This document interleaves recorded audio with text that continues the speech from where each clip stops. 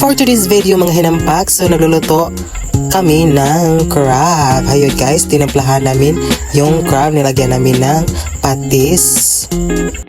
Tingnan nyo naman, ang sarap naman. Hindi pa masyadong luto pero nakakatakam na siya. Tingnan guys, yun guys, zoom natin para matakam kayo.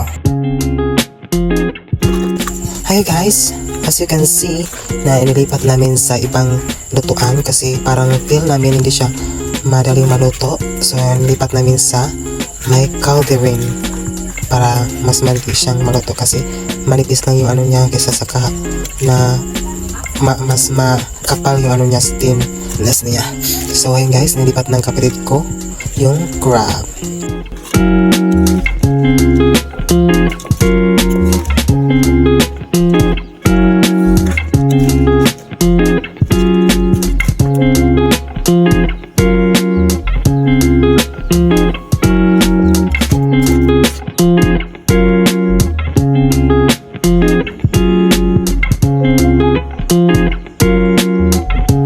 Yun mga hinampak, luto na ating crab. So kain!